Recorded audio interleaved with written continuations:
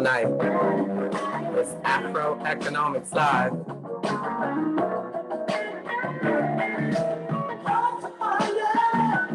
Economics Live. Sound nice. What a beautiful night. What a beautiful chance. That's the exchange.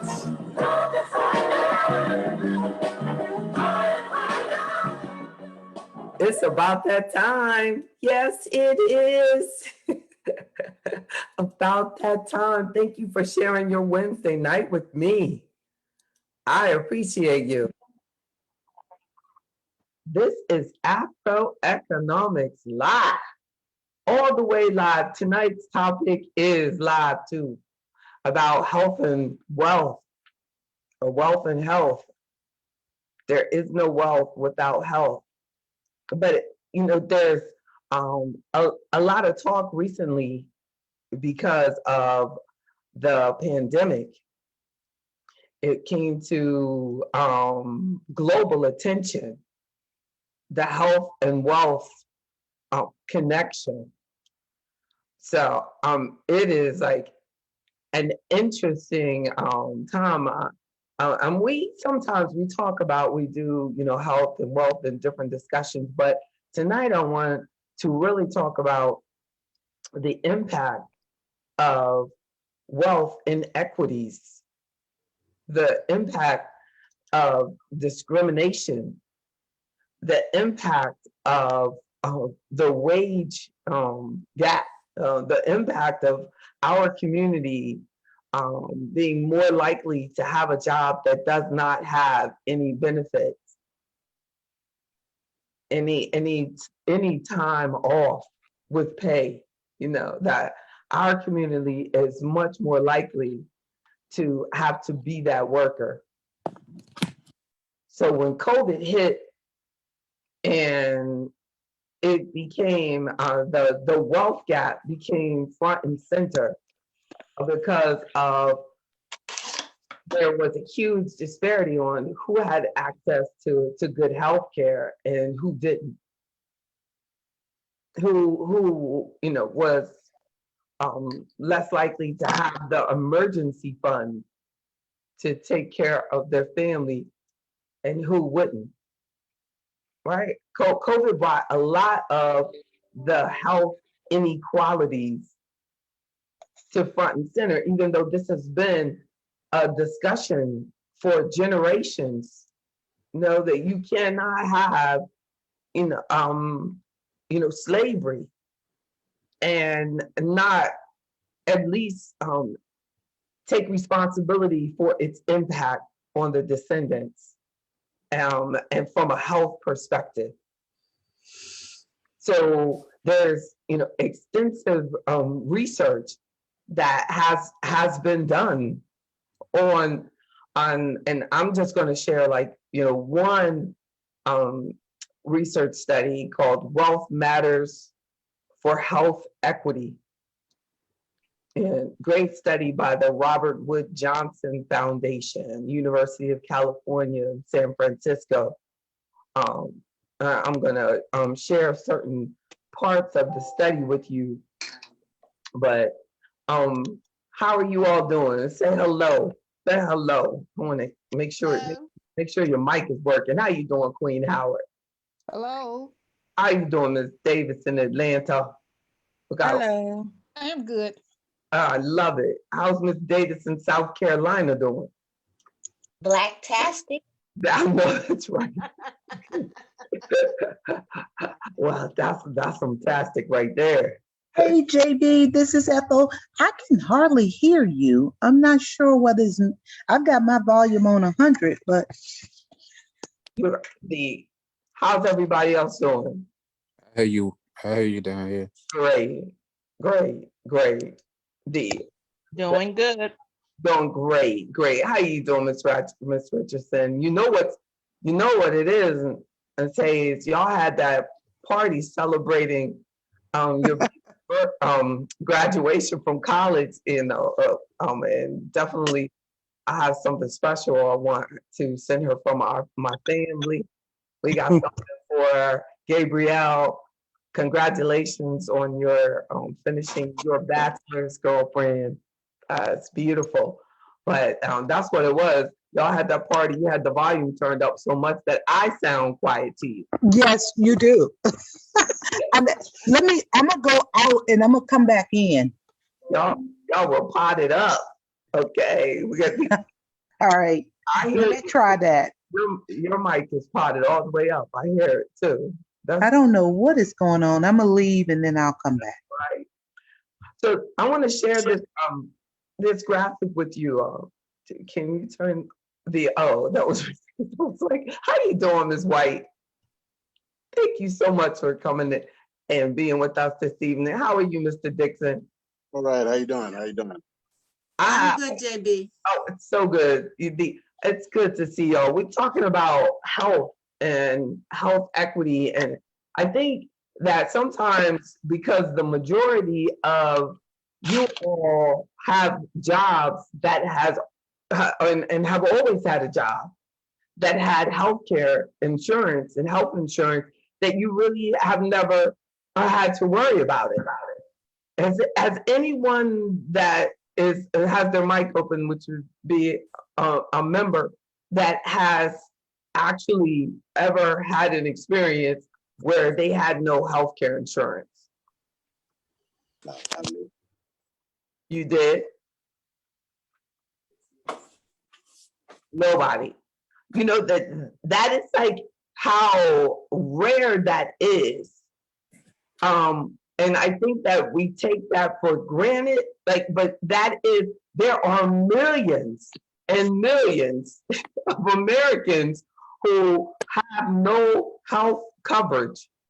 So they had to change the health policy because so many people had their health coverage through work. And when they lost their job due to the pandemic, they also lost healthcare coverage for themselves and their families. And there's, so many women with children that lost their jobs during this time.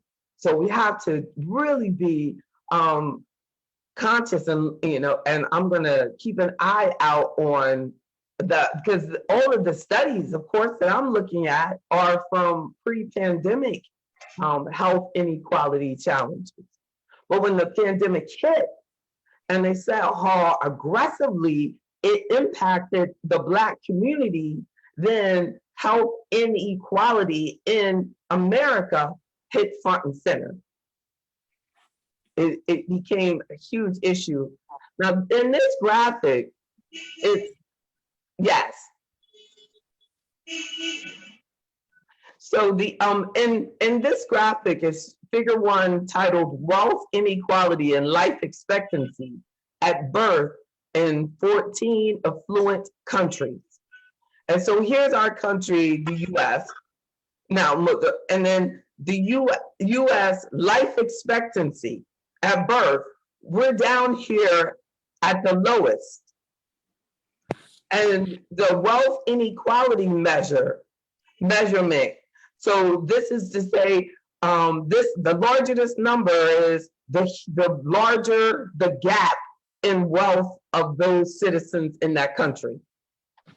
So right here in the middle, that's moderate. We're New Zealand and the Netherlands, and they have a life expectancy of say 78.5 for New Zealand, and they have a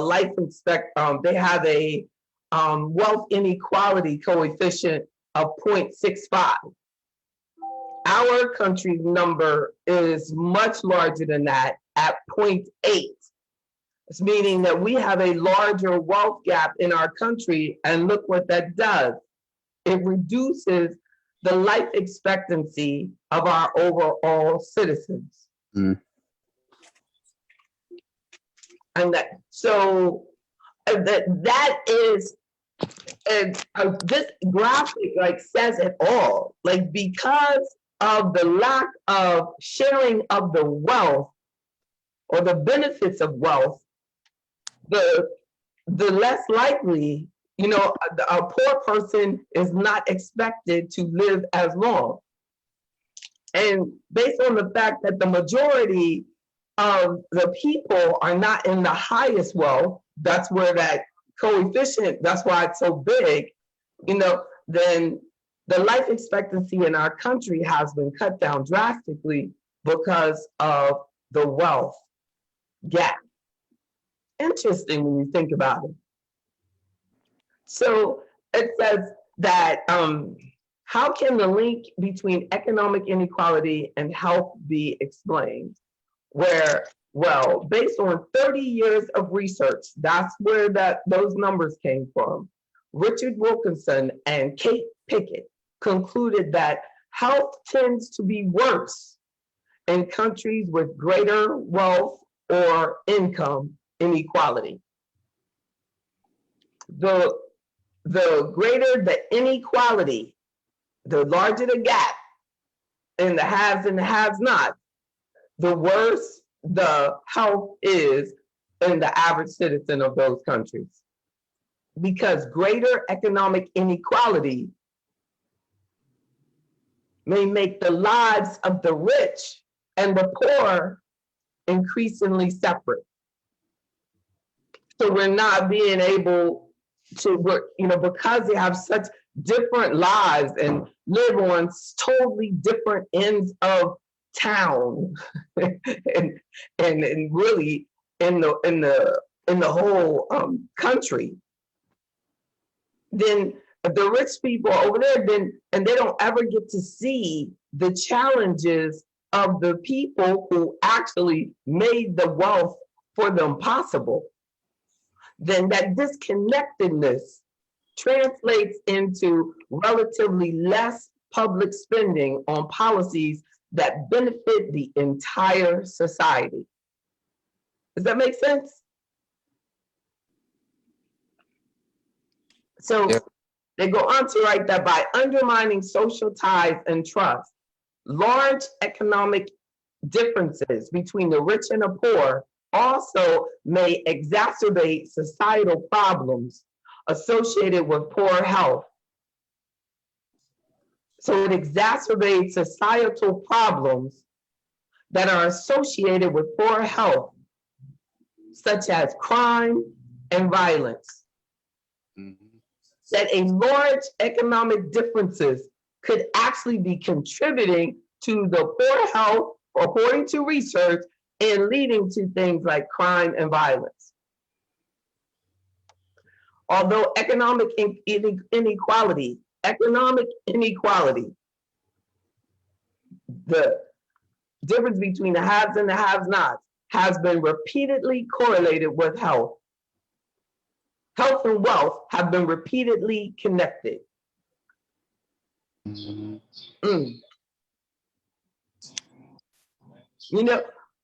And a large part of the problem, or some of the problem, which is impossible to actually measure, the researchers said that is the lack of solidarity.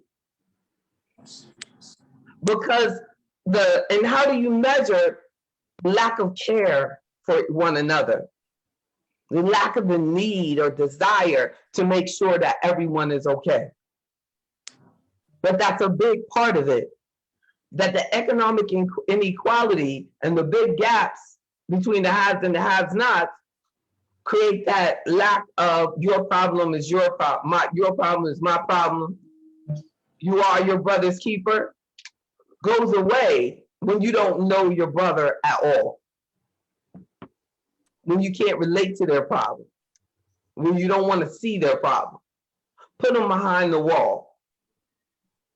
I remember visiting a resort one time in Jamaica, and I did not like that it was fenced and gated. And the people that lived there, if you like, they would rush you from the airport to that gated community, and there was a big tall wall all the way around the resort.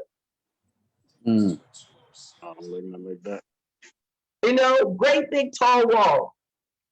And at one point, if you would walk out, you would see people in the country, from the country, residents of the country, sticking like a little hanger through the fences, trying to get you to give money. and you clip the money, and then they show an example of clipping the money. You clip the money onto the little hook so that they can pull it back out and they can have money. And who in the world would feel comfortable? Everybody. They did not care that the majority of the people living there cannot come in there and sit down and ask for a glass of water. A gate and a guard and guns, and we're supposed to be happy that you're there? But that's a, you know what I mean? That's the way that you get away with that. And that's the way that we're moving toward. That's how you have, you know, where that you don't understand how everyone else is going through a challenging time and nothing has changed for you.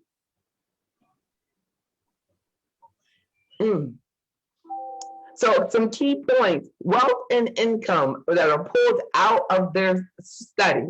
And I'm going to repeat so that we'll have it recorded. Now, the name of the study is Wealth Matters for Health, Equality, and it's by the Robert Wood Johnson Foundation from University of California in the from 2018. So some key points that I pulled out of there is wealth and income can lead to better health by providing material benefits, including healthier living conditions and access to healthcare. The wealth and income do lead to better health by providing the material benefits, including healthier living conditions and access to healthcare. So healthier living conditions that many of you take for granted, millions of people don't have. Yeah. And the chronic stress that people, if you live in a neighborhood and you see the lights going down, the getting dark outside, and you realize that it's about to turn violent. You know, can you imagine the type of stress that that causes to your body and the impact of being afraid, or the PTSD of seeing your friends getting shot on the corner, you know, and there's no benefit to that. For our veterans, you know, they get protection, they get health insurance, they get provided for from the war that they've gone through. But for our community, too many of our people are living in poverty, and the poverty has turned to violence. Yep. And is creating a health crisis. So wealth and income can promote health by providing psychosocial benefits. Wealth and income promote health by providing psychosocial benefits, including protection from chronic stress. Protection from chronic stress. I have seen studies where they saw the connection between the discrimination and that Black men go through, and they connected that racial discrimination to prostate cancer. But we don't hear that discussed. But it's real. How prostate cancer impacts our men so heavily, you know, and the root of it could be our psychosocial experience as a Black people, and uniquely as a Black man.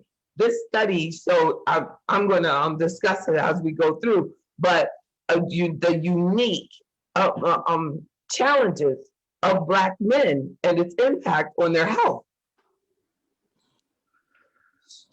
We now have a deeper understanding of how persistent stress, even at low levels, can lead to chronic diseases like heart disease and diabetes by triggering biological mechanisms, including inflammation and malfunctioning of the immune system.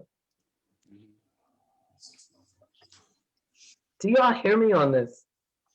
Yes, Yeah. ma'am. Yeah, I hear you.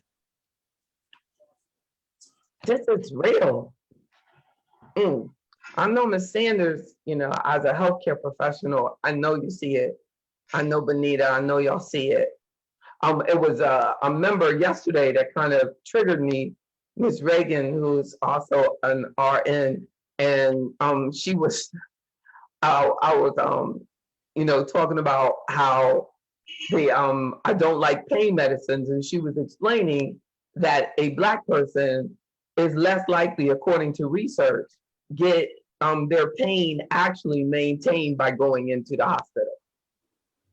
That we're administered, according to research, that we're more likely to be in pain while in the hospital.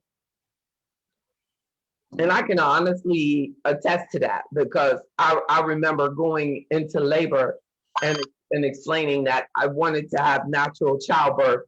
And I remember how irritated the nurses were, and I was the only Black person in the room, except for my ex-husband. But Hold up, I can't hear you. it actually, I'll get them. We can't hear you. Somebody background. It actually. That was probably me, JB, because I was listening to you in the window. I'm sorry. I apologize. It was not you. It wasn't. Okay. I got it. Dio. It was me. I'm on two lines. No, it wasn't. It's funny. Y'all so good. Dio. But I was telling you about I'm going in, not our community not having. Have you heard of that study though? No, I have not heard that study. Benita, My question for you is, why did the nurses become irritated with you because you didn't want to get the pain medication? Yeah, I don't know. I think because they're very trained to like. We just want her to be quiet and have this kid. And it's like, and I wasn't screaming. I wasn't yelling or anything, but I wasn't going to, there was like a shift change and one doctor, now this was a female doctor and actually was a Black female. And she came in and she said, I'm going to have to take the baby. And I said, why? And she said, because my shift is changing. And I'm not exaggerating. Well, they do C-sections a lot more often than needed. So sad. And you know how many Black women I've met who have said like they had to get a C-section or they forced me to get a C-section or they, and I blatantly told her, thank God. I said, well, then I'll have to see you another time because I'm not going to have a baby until my baby is ready to come. Right. Mm-hmm. I think I probably stayed like another 10 hours, but I did not want for her or me to go through any unnecessary surgery just because of a shift change.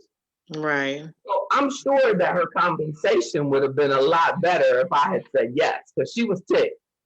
There wasn't no, well, good luck with everything. And, God bless. It was like, I'm out of the room. You made me sick now. You know what I mean? It's sad. And then when the doctor, and like not to be so vulnerable, we're talking about pain medicine, the doctor came in and said, well, did y'all make sure that she's numb? And they said, no, no. She said, natural. He said, well, we always numb here. And they said, no. What an attitude. Wow. So he said that in front of the nurse, and he said, I'm so sorry, but, and he said, but she's here and she's ready to come now. But so when I thought of that, when Ms. Reagan was saying that we're less likely to be given a painkiller, you know what I'm saying? And especially if you are trying to be your best self or trying to, avoid anything unnecessary or get in or question anything or actually have read or understanding, like then you're going to get in trouble. Well, you have to be an advocate for yourself. And so many times, especially culturally with older African Americans, we're so accepting of what people tell us that are medical, that unless you have an advocate there, I very seldom identify myself as being a nurse when a family member of mine or me are seeking health, because I want to see how they're going to portray me. But I want people to know that I'm an advocate for someone. And I've done that for family, not letting them know that I was a nurse. And I'm even refusing to get someone sent home because I knew that some other things needed to be done. That's right. You have to be an advocate. If it's not right, you need to say so. And to say so respectfully, not acting a fool. That's right. You have to be professional. Yeah, and for us, acting professional means you should sit down and shut up. And that's really sad. Because I remember asking about alternatives to mother and things, and I remember them saying, looking at me like, who do you think you are, young person, asking me if there's alternatives, but my grandmother had an untimely death because of some bad medicines and stuff that they did, like that they were, but we're not allowed to question. And that's that implicit, like kind of a hidden, a subconscious racism that now I see researchers talking about. That they don't know what they're doing, but they just say, oh, here comes some black folk. They don't know what they talking about. They need to sit down and shut up, and then, oh, they're going to be difficult. Oh, you're going to be difficult? And they don't really see it. We like to think. Well, I was watching this doctor being interviewed, and he was saying that they really don't know what they're doing. They just live in a society that has developed stereotypes about us. So when they see us come in as a patient, they say, oh, here's a difficult black woman, or there's a mad black woman, and then I have to deal with that. Well, it's very similar when you were saying, when we seek financial advice. That's right. It's the same thing. Yeah. I'm trusting of this white doctor because he's white. Yes. Okay, I'm trusting of this white man handling my finances because he's white. That's right. And if you dare to ask a question, then they get offended. They get offended. The problem is not on our side. The problem is on their side, that we are giving them that amount of trust and we're being exploited. Exactly. We're served. You know what I'm saying? Because it's like we've been socialized and oppressed to the point where we do appease. And I'm trying real hard to invest the rest of my life in making all my white friends and black friends better people by being as honest as I can possibly be. Because we have to stop lying to them. When you see a white person or a white worker or a white person out of line, we need to help them become the better person that God wants them to be. You're wrong. I know this is hard for you to accept, but you're wrong. And it's because if we don't, we're going to continue to get killed like this. We're going to continue to get robbed this way.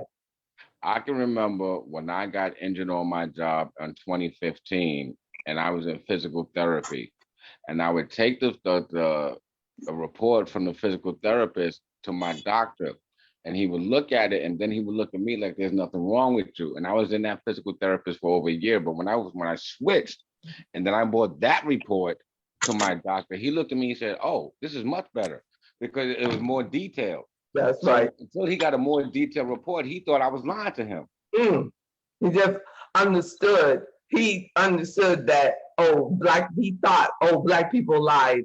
Then they don't. Right. And they're just trying to get over, because certainly they don't want to work. And guess what? He was black too. And that's exactly how it goes down. That is exactly goes down. That's the worst situation to be in. Yes. Because again, he doesn't know what he's doing.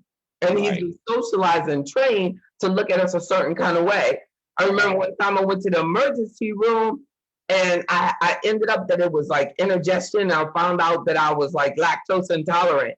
And and I was like, and I was bending all over. So then they gave me every venereal disease possible panel. Wow. Burping. Wait, because you had pain? But that was like upper chest pain, right? Look, and then it was like took weeks. I was like, it would have been sad if I actually had any of these diseases, because it took a week or two for them to send them back and say nothing. You know what I mean? Wow. Oh, boy. I mean, that would have been horrible. It was like, I remember it being like $500. And I remember I'm telling my sister, who was a physician, and she said she saw it during her training over and over. If a Black woman came into an ER, they always did venereal disease tests on her. Every time. And that's it. That's sad. Every time, no matter what. She said, oh, so-and-so, run the test. Oh, so, she probably was like, well, my throat hurt, I don't know, whatever. You know what I'm saying? They just ran the panel. That's, how much more money they can make? You know what I'm saying? You got to pay when they're wrong. And that's why healthcare is so much. Yeah.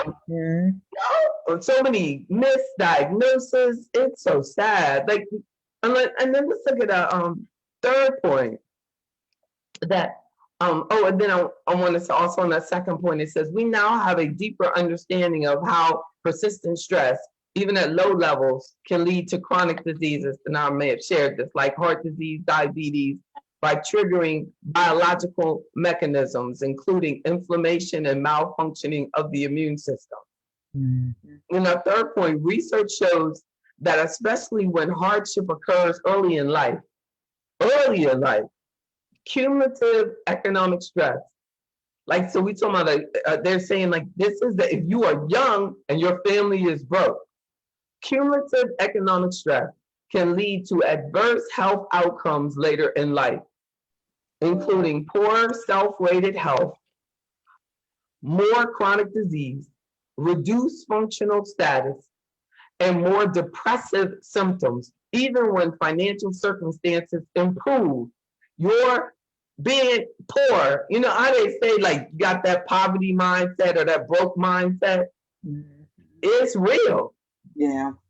Hardships that occur early in life can lead to adverse health outcomes later in life. So, you know what, JB? I was looking at this documentary on Netflix, and it was called Crime of the Century. And it focused on the pharmaceutical companies and the opioid crisis and how they paid the FDA directors to okay the opioids. That's right. Over and over. I saw parts of that as well. And then and just like the government, we know that the government, brought the crack cocaine into our neighborhoods. And but at least with opioids, it gets more acknowledgement of the government's impact on that, and there's even been lawsuits and settlements made to people. But the most, the most, I'm sorry, go ahead. Yes, it affects them more than the crack cocaine, in fact, has impacted us, but we still have not gotten any, restitution for the crack that was brought into those neighborhoods. And we never will. Yeah, exactly. No one has made that an issue. Yep. We have all the black, not even the politicians. But I said Maxine came with the information. I don't know why they don't sue. Yep, they shut them down. Reparations. And not to even mention reparations. And the reporter, the white man who brought out that whole cocaine connection with Nicaragua and all of that, and Colonel North and everything, he was killed, a suspicious suicide, but that man was killed. That's fair. He lost everything. He lost everything. as for wanting to tell the truth. Yes. Yeah. But then you think about those Black politicians who did not help him and are now continuing that fight. Mhm. Well, Because the they were sad probably part getting is, paid under the table for it. Yeah. that's right. They said, let it go, let it go. It's too much to lose. You have too much to risk. You know, Exactly. it's sad. It's really sad. I mean, we have to be very careful what we accept Right. as truth. Like now you see Dr. Fauci is beginning to say that maybe COVID was created in a lab after all. Have you seen that? Yeah, I seen that. He did a huge reversal. Yeah, we do need to look farther into that. Isn't that something? That is something. So we need to be very careful and stop just accepting things. It's okay to question things. Why? Why do I have this? Why is this happening? Why did these, they just want you to think, oh, Black people are more likely to have pre-existing conditions. Why?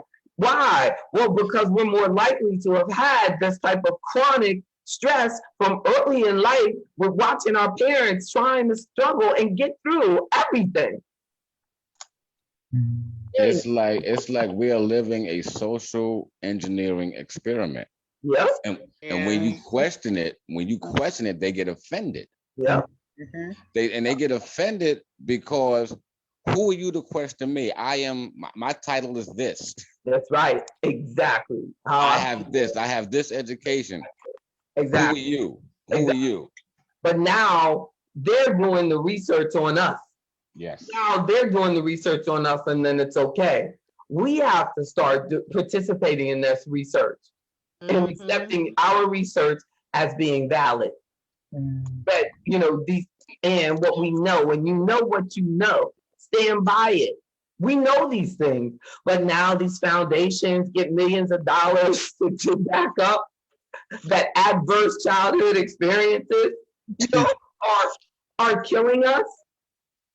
And it says the fourth point in the study found adverse childhood experiences, especially in the first 5 years, have particularly strong health effects, generally manifesting later in life. This is attributed to the sensitivity of a young child's developing brain and other organs. Adverse childhood experiences. In a large national study, women who experience recurrent episodes of financial stress reported significantly steeper declines in health during middle and later life than women who experience few or no financial stressors. And this is really humbling for me because as an entrepreneur, you can only imagine how much financial stress that I've been under for decades. Yeah. And I've never, I always have approached it like, oh, I survived. Oh, I made it. I'm still here. That's why you don't have, that many, Black people who have 26 years in business and stuff like that. It is, basically it can be a slow suicide. According to this research, the discrimination of being a Black person and the discrimination of being a woman. So a sixth point is that parents' wealth shapes their children's educational, economic, and social opportunities, which in turn shapes their child's health throughout life. So a poor parent is going to have a challenge health, their child's health is going to be challenged because of the parents' challenge with money and social opportunities. I'm going to say I agree with that because my parents taught me, and they was never married, number one. They was in different households, and they both told me the same thing. Go to school, graduate, get a job. There was no talk about college at all. Go to school, graduate, get a job. That's right. That's right. And then, and mine, of course, it was, go to college and get a job. There you go. Go to college to get a job. The only difference is one involves loans and one doesn't. There you go. And there it is, right there. You know what I'm saying? In many ways, you might have got better advice. I didn't want to say that, but I was thinking that. You know what I'm saying? Like, get to work. You know? And what did I have to do? So when I was undergrad, I was working like 3 jobs because I couldn't get enough money for school and a loan to pay for all of the tuition and things. So I just had to work constantly, you know, and then I don't, you know, I really don't. Sometimes I feel like, whoa, you know, we'll only see. But I don't know, like this year has been kind of humbling because I've seen like just random stuff happen to me. Like, wow, I gotta get careful. I gotta be careful. Because we just are built to grow. Like one time I did this test and I gave it to the doctor a couple years ago. The pharmacist that does this homeopathic, you know, pharmacy, you know, and everything. And so we did this test. It was just a saliva test, and they test all your enzymes and all this stuff and this and that. And he said, "Well, are you in a lot of pain?" And I said, "No." He said, "Are you tired a lot?" And I was like, "No." He said, "Well, I don't understand how you function with all this, with all this stuff. Like you're under extreme stress." Like it had checked like the cortisol and all this stuff. It was like, I just think that you've adapted to it. Become a way of life. And that's scary. Well, let me ask you this, JB. The questions he asked you, did you feel, you didn't feel any of that, right? Of it. No. So that like you said, that's how they're trained. But I kept gaining weight though. And my point of doing it was, I'm gonna figure out why I keep gaining weight. Why I keep gaining weight. And then you see that like a Black woman is more likely to be overweight than a white woman. And that could be connected to our additional you know, now I'm just saying as a community, but that we're more likely to have that financial stress, to be the primary breadwinner, to be the single parent, to be the one, you know, who's doing it. So a Black woman, you know, is not taking into consideration all of that stress, all that cortisol, all that, you know, whatever you saw on that chart off the chain that's going through your body and causing the weight gain. And then you go, and then you keep thinking, well, if I don't eat, you don't eat, you know, and then you're down to like 1 piece of lettuce a day and you're still You just pass out. Yeah, it's just, right? I should have eaten, you know what I'm saying? It's like, you're just trying, but there's a lot of, you know, and the healthcare system, it works for them. So that would be their only problem. Just cut your calories. But for us, with the history of, you might have a history of chronic stress like I do, it has to be, other things need to be looked at. Other things need to be considered.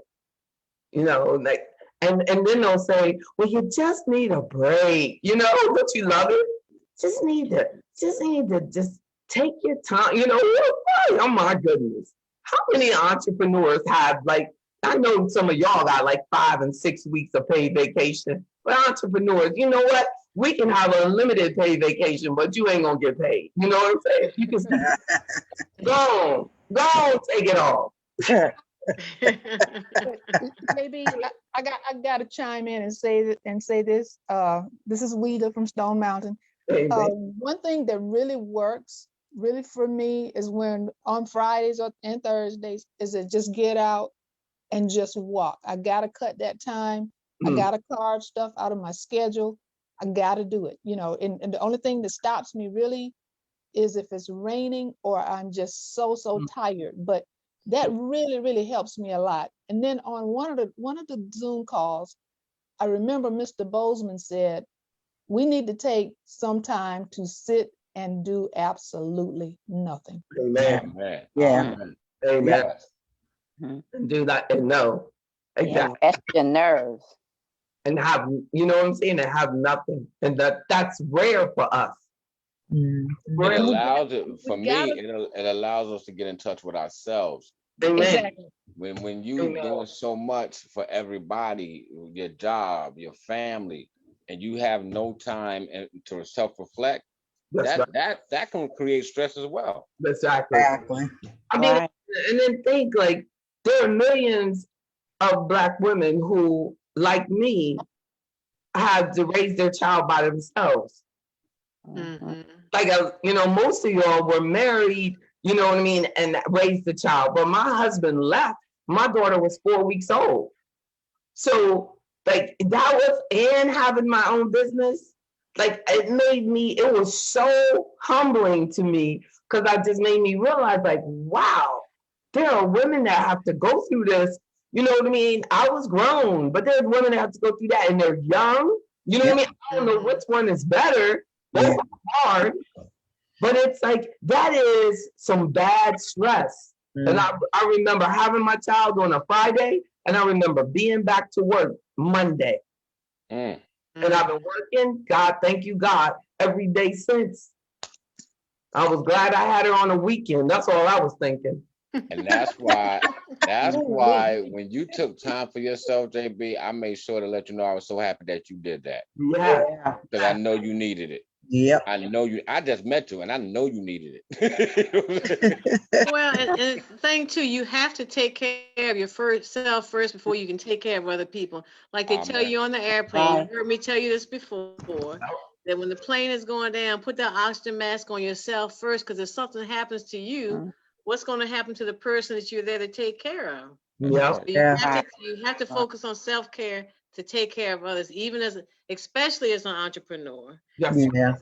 Yes. But I see it, but it's like, but I'm, It's hard. you know, it's exactly. I know that like people say that, but I know that even if you're not, the entrepreneur just adds another level to it. Yes. But then Right. you add like, I know people who have had to work 2 and 3 jobs. Mm-hmm. You know what I'm saying? Like sometimes when I go like, whoa, you know, I got to get up at 5 a.m. in order to do this. I have to like really thank God, because I'm like, okay, you getting up at 5 in the morning, but you walking around, you know, looking at ponds and lakes and, you know what I mean? Beautiful greenery and, you know what I mean, trees and stuff. There's a whole bunch of people been through what I've been through, and I'm not looking at no resort community. You know what I'm saying? So That's true. Yeah. I have to thank God that for that. But it's like, but I know how hard it must be for them, and I know that that's, you know, only, I don't know, but we're just, you know, we're as a people, like I can see sometimes you can just see, like we need to be, as the research said, we need more solidarity. I need to have more contact. I need for the young woman whose husband just left her to know me and know that if JB can make it, I can make it. You know what I'm saying? We need to have that solidarity so that they know that they have a home at AfroEconomics, that, you know, we talk real talk. That, you know what I mean? This isn't no like just for, you know, rich people. All of us got individual stories. All of us have individual stories. We didn't just get placed where we are. Right. True. And they forget it. Like, you know what I'm saying? The young people, they see us where we are, but they miss out on, because we don't have that solidarity. I don't know what else I can do to make sure that they know how welcome they are here. But I hope that this will, like, because we're starting to get more and more members that are younger people, you know, and because that, you know, they have to learn to say they deserve it, that they're worthy of somebody helping them with their dream, not somebody just always selling you something. And also to let them know that if it was easy, everybody can do it. Right. It's not going to be easy. That's a good point. It says health disadvantage and economic disadvantage tend to compound over a person's life. creating increasing obstacles to good health that can be transmitted across generations as disadvantaged children become adults, who in turn are less able to provide health promoting social and physical environments for their own children. Health promoting. And then JB, another thing, I think we've all bear witness to this, but you know, you look around these days and you see so many obese children, and these kids are like, you know, 5 and 6 years old. And from what I'm hearing, some of them are already diabetics. Yeah. I mean, that's just, you know, during my time, that really wasn't heard of.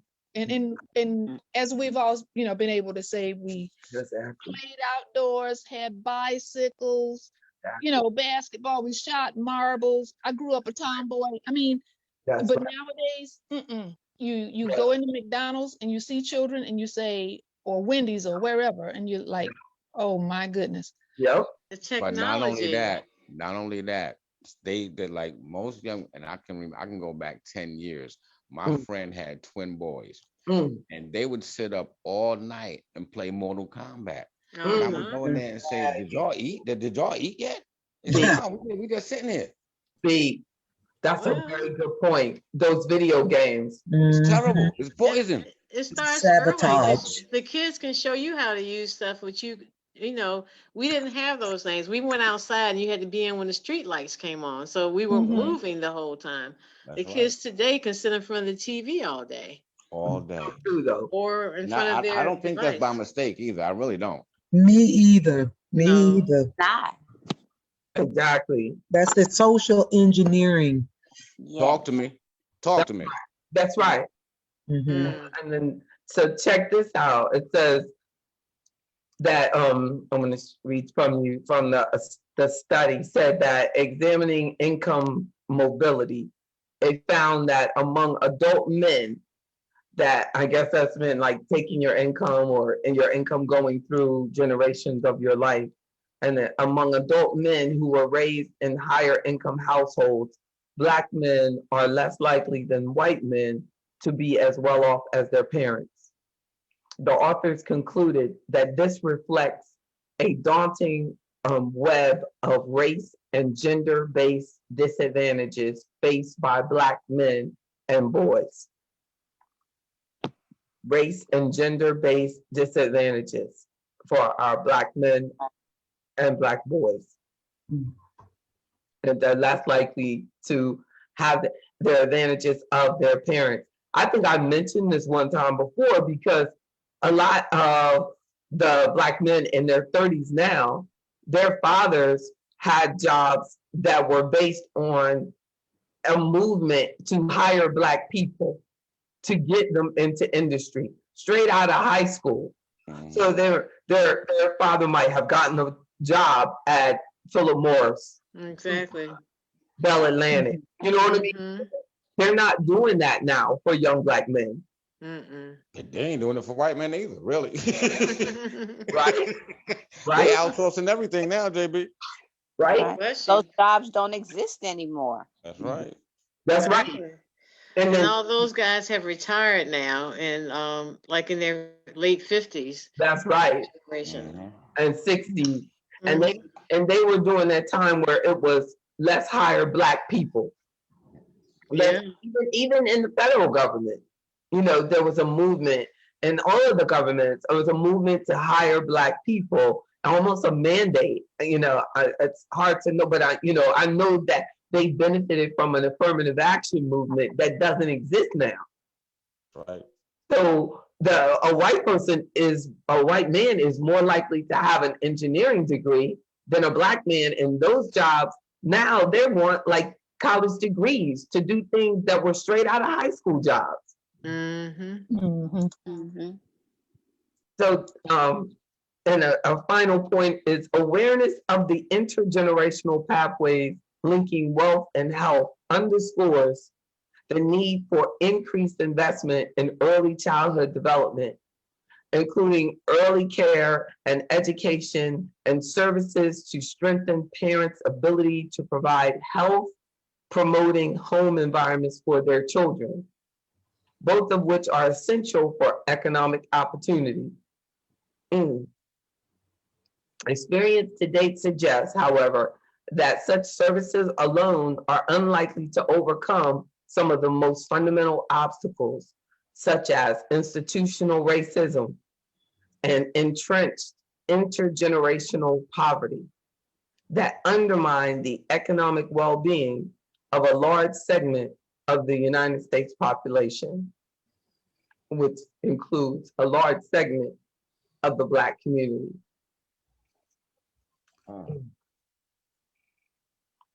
This is, you know, this is real. This is real, and there does need to be more resources to help.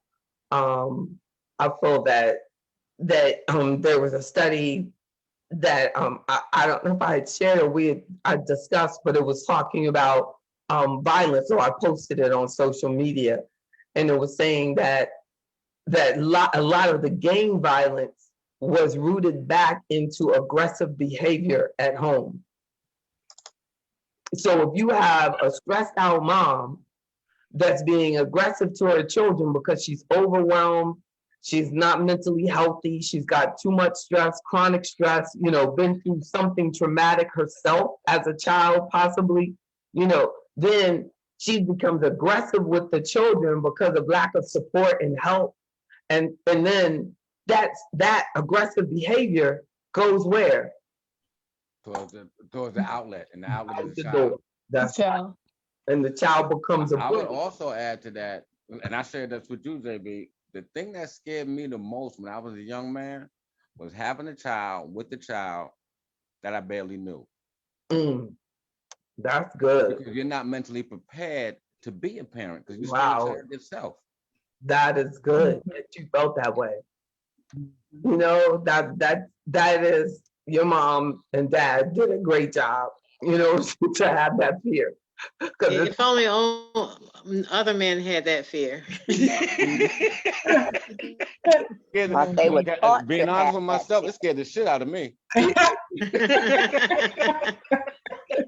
Oh, literally, you know, like, I mean, that's amazing. I think that we need to, you know, we should all be that way. Should all be afraid. But but that also meant you took parenting very seriously. And They called me. They said I had an old soul as a little boy. That's good. That's good. Because if not, you might have had a young soul with a whole bunch of children. Whole bunch of children. You would have needed it. You would have needed it. But I hope you all enjoyed this discussion. I found it to be interesting. We're gonna continue to research it, and I appreciate the healthcare professionals that decided to get in tonight. You know, your feedback really does make a difference. I appreciate you.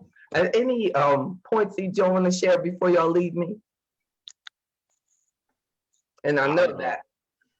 Or were you going to say? Yeah, I want to thank you for having this conversation because, as I said, you wear many hats, and this conversation tonight was much needed. Oh, thank you. I feel really, even for myself, as you can see, you know, I really never thought about it. Right. You know what I mean? We never really think about like what we're, you know, I always look at everybody, I was like, oh, you need to relax. That's not good for you, you know. Water. Like, but you know, we sometimes like your what you see outside yourself is you seeing yourself in someone else. Right. That's right. Right. So it's like, so reading the story was like, whoa, that could be me. And we're but it's never too late. It's never too late for us to heal. No, it's not. I believe it, you know. You know, this morning, as Ms.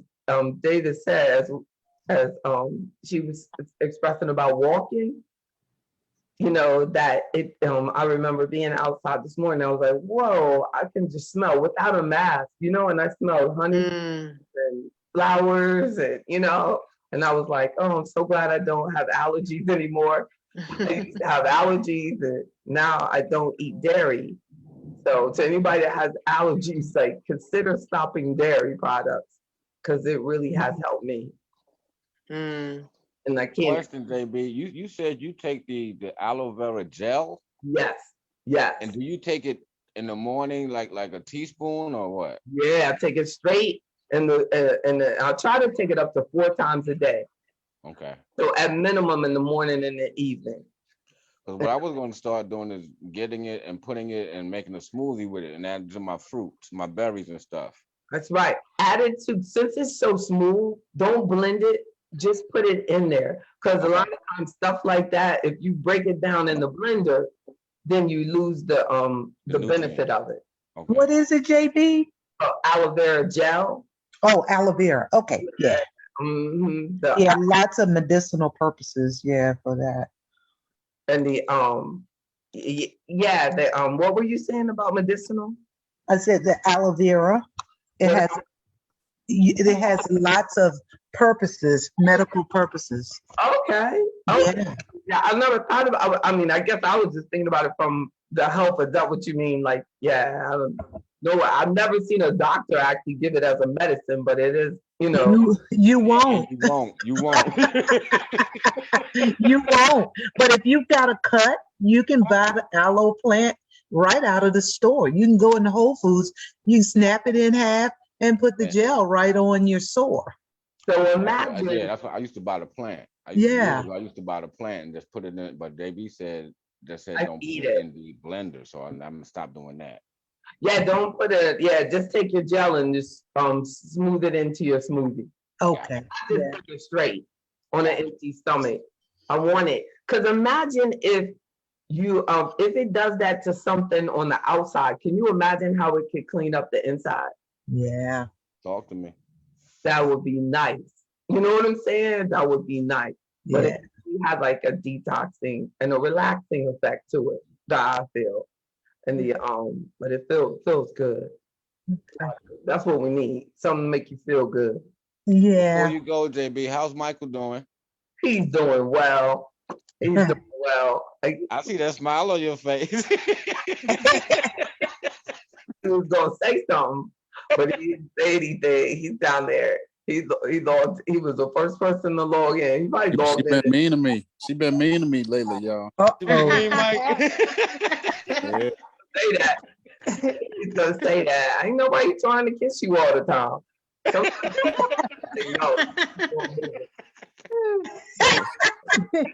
Kiss me when I tell him he's the only one. I'm on my way to work and he goes, "Give me a kiss, give me a kiss." You know what I'm saying? Nah, I got my work brain on. He's different lips. He's work lips. I got my work lips on. Gosh. Hang in there, Mike. Yeah, I am. Pray for him. God is good. God is good. I love y'all. So Friday, we're doing I want us to all be together, ABN and the members only, because it's a holiday weekend. I'm scared I'm gonna lose y'all by noon. I may not be able to attend Friday's afternoon meeting. I gotta help my queen out with something, but I'm gonna try and make it, JB. No, well, I moved it to the morning, so I hope y'all will get up. Morning. Oh, Wait a minute. We only got one class on Friday? Right, just one, so you can walk your little heart out. Wait a minute. 9 o'clock, JB. That's right, 9 o'clock. I'm gonna try and make it. I'm gonna try and make it. Bring them out. All of us be together. All right. Be great. ABN will talk business and more. That's gonna be great. Well, I love y'all.